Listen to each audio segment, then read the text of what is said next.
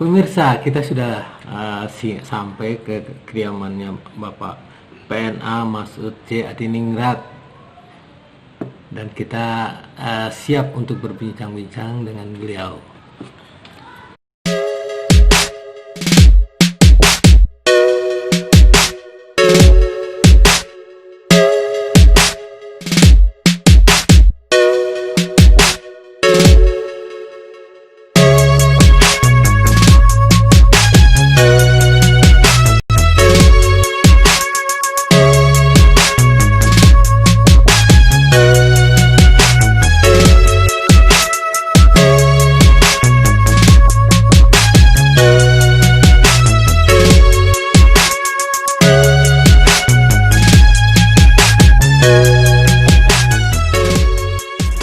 Laut yang wilayah kita yang namanya Natuna Utara, bukan Laut Cina Selatan, itu Laut Natuna Utara.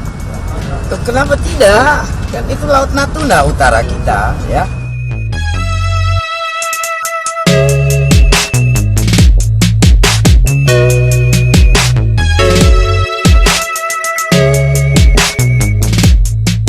Ya, kita tentunya kan begini ya. Kita masing-masing punya sikap, ya nanti kita harus mencari suatu solusi yang baik lah ya. Di ujungnya saya kira kita bisa dapat solusi yang baik. Ada diplomasi ya, Pak dengan Cina Pak untuk masalah ini? Ya saya kira kita harus selesaikan dengan baik. Bagaimanapun Cina adalah negara sahabat yang kita harus ya.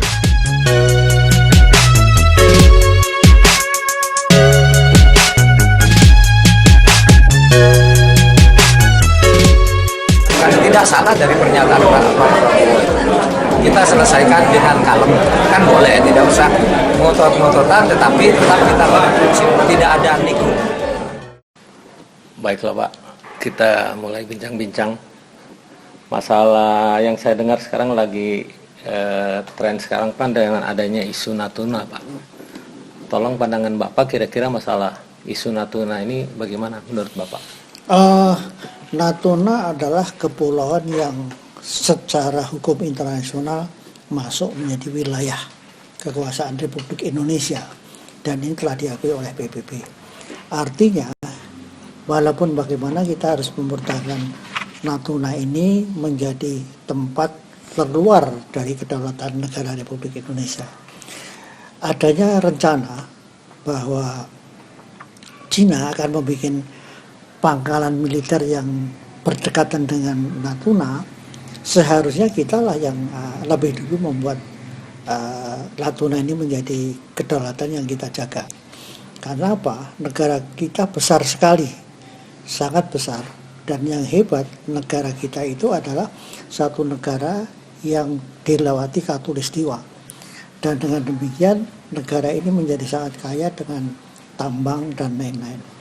Nah, di luar itu semua, Indonesia menjadi sangat besar sejarahnya dan kita pernah mengalami kejayaan pertama Nusantara, di mana kita tahu pada abad ke-7 di zaman Sriwijaya itu kita pernah menguasai Filipina, Kamboja, Asia Tenggara lah masuk ke sini, dan konon kabarnya malah India Selatan dan Afrika.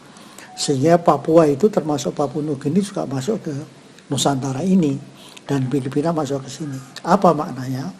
Maknanya negara Indonesia yang waktu itu bernama Sriwijaya di abad ke-7 adalah negara yang di dalam negara itu ada lautan yang besar.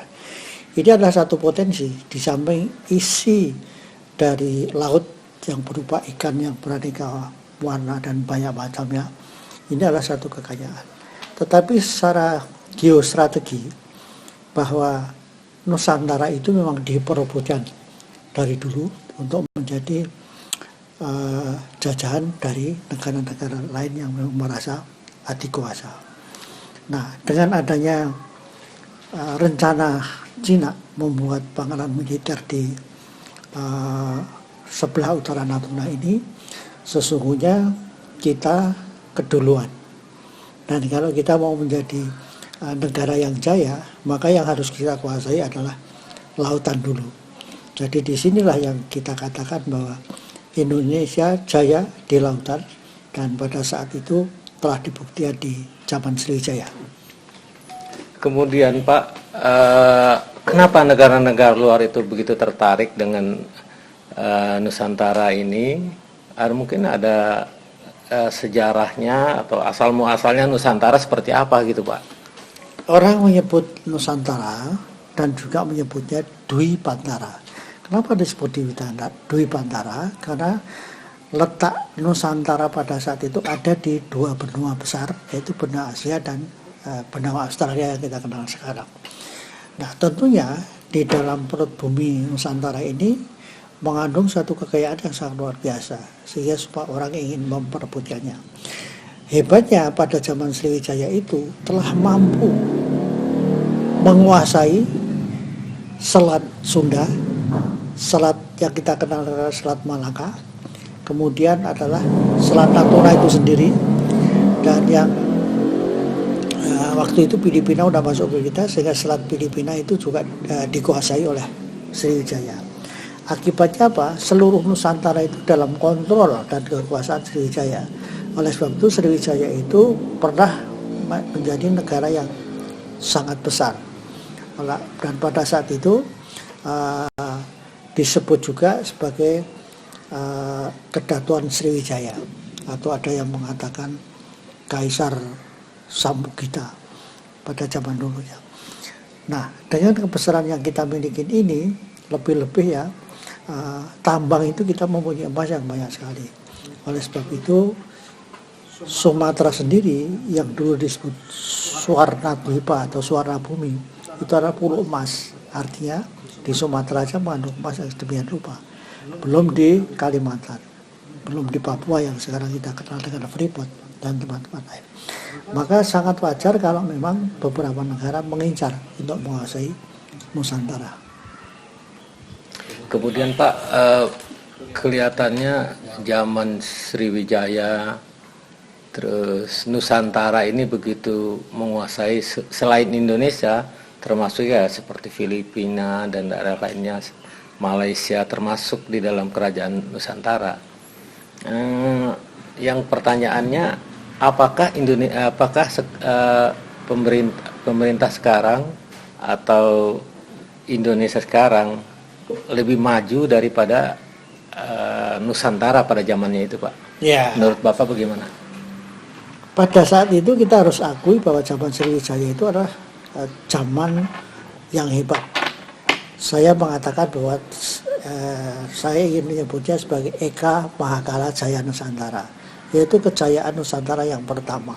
Kenapa demikian? Karena dia bisa menguasai wilayah yang demikian luas. Jadi kalau sampai Asia Tenggara pun bisa kita katakan masuk ke dalam wilayah Nusantara ini, dan juga India bagian selatan, termasuk Madagaskar dan sebagian dari Afrika. Artinya dia punya kekuatan angkatan laut yang luar biasa. Nah, seharusnya negara kita itu harus membangun kemiliteran dengan cara menguasai laut. Karena di dalam laut ini sesungguhnya adalah merupakan uang. Saya tertarik dengan apa yang pernah dikatakan oleh Pardigu Sontoloyo. Dia mengatakan bahwa di dunia ini negara yang memiliki laut di dalam negara adalah Indonesia. Jadi kalau batas-batas Indonesia ini lautnya kita perkuat, maka kita bisa menguasai Natuna itu sendiri sepenuhnya, dan juga antara Kalimantan dan Sulawesi, dan juga Selat Sunda, Selat Filipina. Dan kalau itu bisa kita perkuat, maka otomatis kita bisa menarik pajak dari negara-negara di sekitar kita. Pernah nggak kebayang oleh kita pada saat Cina mempunyai produk yang sangat hebat di dalam perdagangan sekarang, lalu dia mau mengirim barang-barangnya ke Afrika, dia pasti melalui lautan kita. Kenapa kita biarkan lepas begitu saja? Nah, kalau itu kita punya pangkalan daripada membuat pelabuhan kecil-kecil, kita fokuskan aja di tempat-tempat yang strategis tadi. Kenapa kita seperti Malaka itu bisa jadi besar? Karena dia punya pelabuhan yang hebat. Terutama Singapura, negara sekecil itu dia bisa menguasai dunia. Nah, ini semua menurut saya adalah kita harus membangun prasarana di tempat-tempat ini. Dan kalau ini terjadi, maka tentunya kita nggak perlu hutang lagi, karena kita sudah dapat biaya masuk dari kapal-kapal yang lewat. Itu baru dari sisi kapal. Jadi kita belum berbuat apa-apa, itu kita sudah mendapat uang. Nah, oleh sebab itu menurut saya kita harus punya rencana pembangunan yang hebat ke depan. Jadi kita jangan kalah dengan penguasa-penguasa masa lalu yang dengan teknologi yang sederhana dia bisa menguasai Nusantara, semisal zaman Sriwijaya tadi. Jadi maksud pesan dan pendapat Bapak ini, relevansi masa lalu itu bisa kita kaitkan dengan zaman sekarang, dan kalau bisa ya lebih maju dari masa lalu. Ya otomatis, karena sesungguhnya menurut saya sangat salah kalau ada satu pendapat bahwa tidak perlu masa lalu atau tidak perlu sejarah, tapi yang perlu adalah masa depan. Menurut saya justru yang terpenting adalah masa lalu atau sejarah itu. Jadi kenapa demikian? Karena masa lalu adalah kaca benggala. Nah, dengan adanya masa lalu yang terang benderang, dan kita melalui masa kini bisa membangun masa depan yang lebih hebat lagi.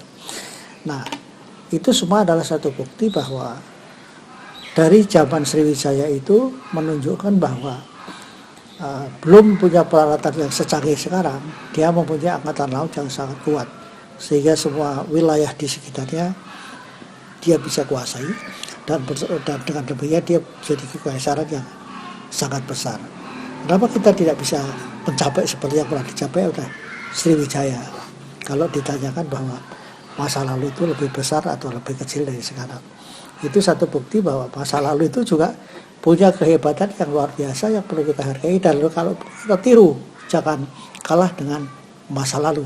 Apa ada pengaruh Pak dengan kepemimpinan saat sekarang, perbedaannya ada kepemimpinan masa lalu? Mungkin dulu ada tokoh-tokoh seperti Gajah Mada yang begitu hebatnya. Seorang pemimpin adalah seorang yang visioner.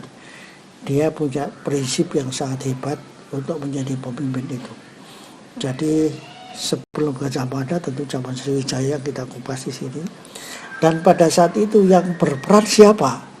Pada saat itu yang berperan adalah tidak sekedar para politikus yang ada di situ, tapi yang berperan adalah cendekiawan.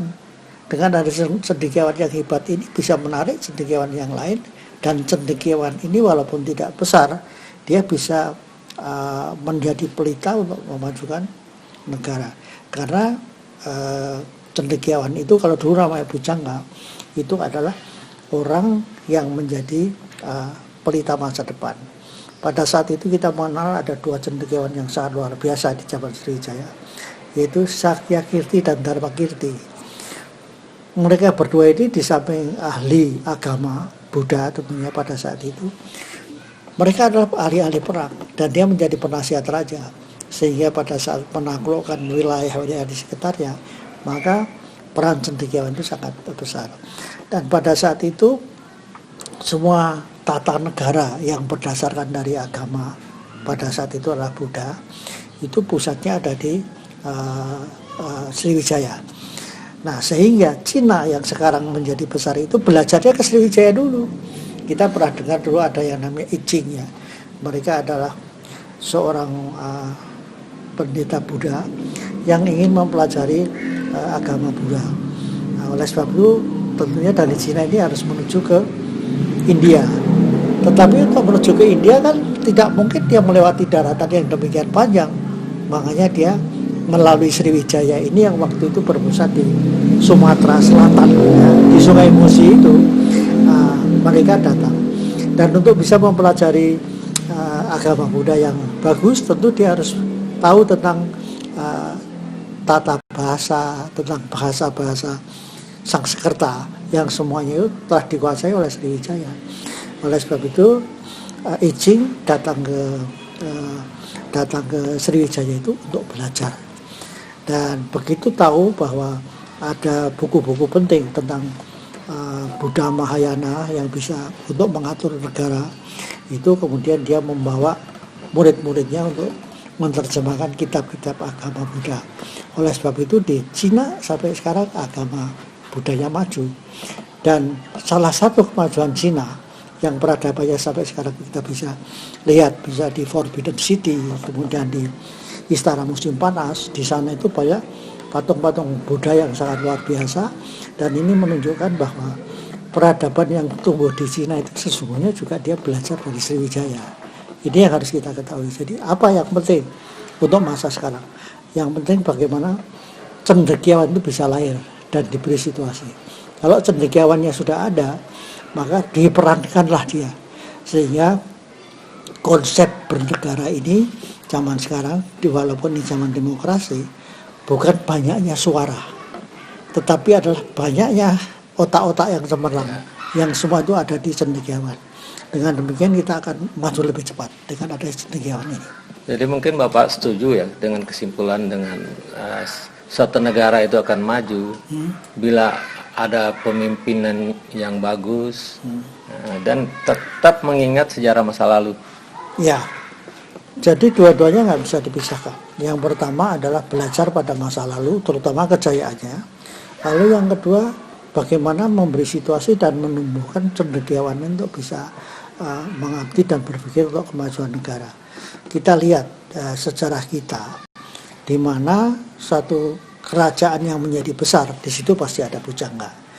Jadi zaman Sriwijaya kita mengenal Sakyakirti dan Dharmakirti. Kemudian di Majapahit kita juga mengenal di sana Prapanca, ada ya kitab yang Negara Kertagama. Kemudian kita lihat zaman Erlangga juga ada Empu Kanwa. Kemudian di zamannya Jayabaya juga ada Empu Sedah dan Empu Panulo. Sampai terakhir itu ada Rangga Warsito dan adanya Wangsakerta. Ini semua adalah tokoh-tokoh yang perlu kita hargai karena dia telah membentuk dan membangun sejarah Indonesia itu menjadi sangat cemerlang sejak masa lalu. Selanjutnya Pak, intisari dari pertanyaan saya yaitu dengan adanya isu Natuna ini bagaimana menurut Pak Masud? Begini. Dulu Natuna tenang-tenang saja, nggak pernah jadi masalah persengketaan seperti sekarang. Tapi setelah diketahui ternyata di bumi Natuna itu adalah mengandung kekayaan alam yang terpendam yang luar biasa. Peristiwa adalah minyak di luar ikatnya yang di laut itu yang dirayah oleh negara-negara sekitar kita. Dan saya sependapat dengan Menteri Kelautan dulu, Susi itu, bahwa sebaiknya ya ditangkap langsung tenggelamkan. Itu saya rasa kita menjaga kedaulatan kita dengan tegas tanpa ragu-ragu karena itu memang milik kita. Nah, kemudian kita melihat bahwa kejayaan yang pernah ada itu memang betul-betul nyata, dan oleh sebab itu kejayaan itu tidak sekedar hanya kita punya negara yang kaya ya, tidak hanya itu, tapi ada ahli-ahli yang harus kita beri kesempatan untuk maju. Contohnya misalnya bagaimana seni arsitektur pada saat itu juga sedemikian rupa. Bahkan dari Sriwijaya itu kemudian berkembang ke Jawa sehingga mereka menjadi satu wangsa yang besar namanya Wangsa Sailendra. Sebagai Wangsa Sailendra yang sempat berkuasa hampir 200 tahun bisa melahirkan satu bangunan yang spektakuler, yaitu Candi Borobudur, Kalasan, ya. Kemudian Candi Sewu, itu semua adalah candi Buddha zaman Sailendra. Nah, ini satu bukti bahwa ada peninggalan yang luar biasa yang sudah hampir 1000 tahun ya, itu masih utuh dan ternyata ini menjadi keajaiban dunia. Ini adalah satu prestasi. Selanjutnya Pak Masud, saya ingin menanyakan pesan dan saran untuk generasi muda sekarang.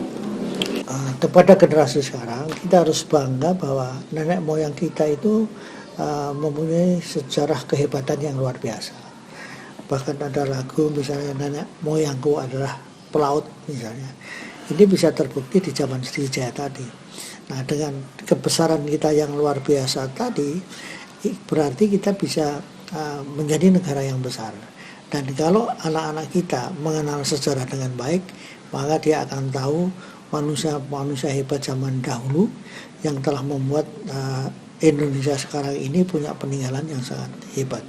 Dan tentunya teknologi-teknologi yang kita kuasai saat itu sangat luar biasa. Misalnya kapal itu kita bisa mengarungi samudra yang demikian luas. kemudian arsitektur, bagaimana batu bisa dipahat sedemikian rupa dan tidak ada alat berat tetapi bisa menjadi sesuatu yang sangat monumental. Kemudian batik yang demikian panjang dari tahun itu sampai sekarang akan menjadikan di bidang pakaian pun kita sangat punya prestise yang sangat tinggi. Masih banyak prestasi-prestasi lain yang mestinya kita nggak usah mencari kemana-mana, cukup saja kita memelihara dan memajukan apa yang pernah kita capai serta kemajuan secara masa lalu yang perlu kita banggakan. Pemirsa, demikian tadi bincang-bincang singkat kita dengan PNA Masud J. Adiningrat, narasumber kita. Mudah-mudahan acara ini bisa bermanfaat bagi kita semua. Pemirsa, sampai ketemu dalam episode berikut yang lebih seru lagi terkait Nusantara. Terima kasih.